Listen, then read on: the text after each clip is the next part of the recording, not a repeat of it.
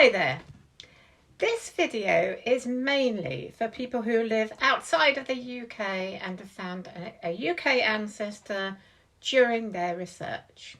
So if you've already done research in your own country but you're new to UK research, then here are a few pointers. Now, much depends on the dates we're talking about. If your ancestor emigrated from the UK somewhere between the 1850s and the early 20th century, then it's probably going to be a lot easier than if they emigrated before then. And that's because you're more likely to find them on the census records and in the civil registration indexes. However, if they emigrated before the 1850s, this can be extremely challenging unless they have a very unusual name.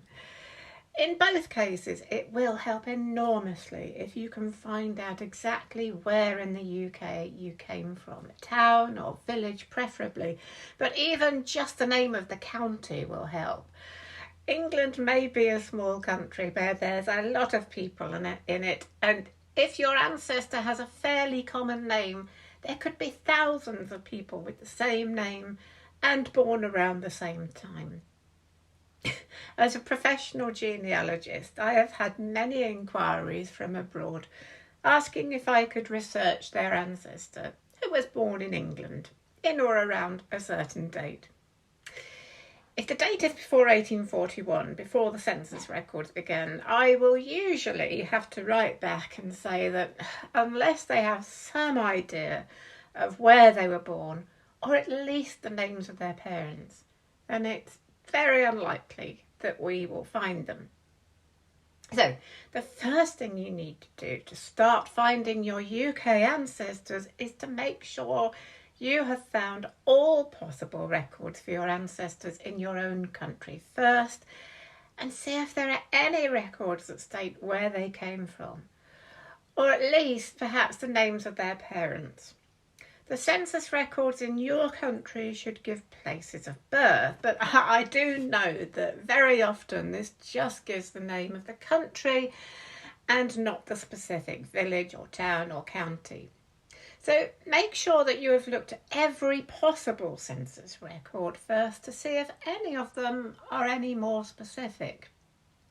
If it is after 1841 but you still can't find that relevant information, there is still some chance we might be able to work out which of the many people with the same name in the census records in the UK is the correct one. So, for example, if they disappear after a certain date and can't be eliminated by death or marriage records, then the possibilities can be narrowed down, and sometimes to one person who perhaps has the same occupation or family naming patterns.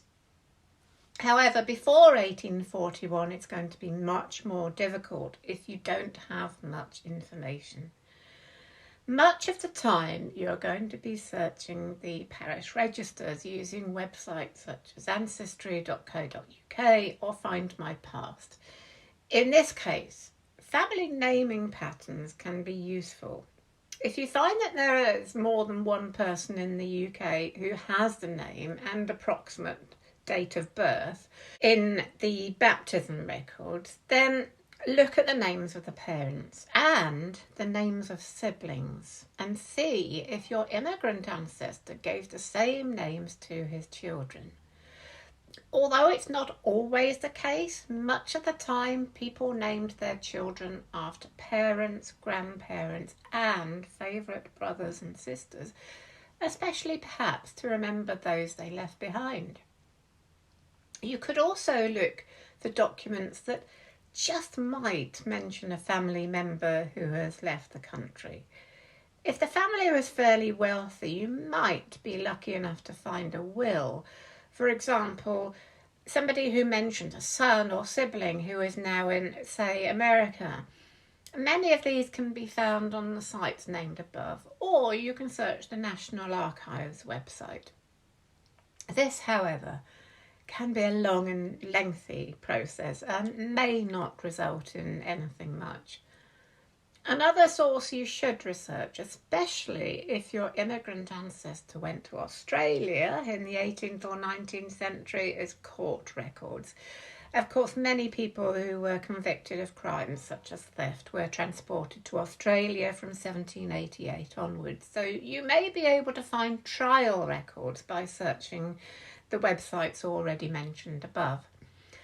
Finally, if your ancestors were early settlers in America, you might find written records of these families in the Colonial Records. You can search for lists of these in familysearch.org. Very often, the families who emigrated from England to America in the 17th century wrote journals or accounts of life in the New World.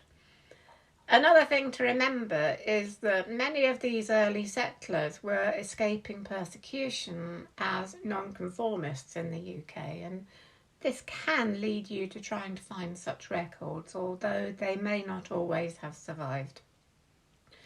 So, finding the link between your American, Australian, or other UK-born ancestors is not always easy, but with some relentless digging at your end, you might just be able to find the information or clues to lead you to the right person in the UK. But do make sure you've done everything first to find a specific birthplace before starting your UK research or hiring a UK genealogist, such as myself. Do let me know if you have any further questions on this subject, or if you have any other advice for others with immigrant ancestors. Cheers for now.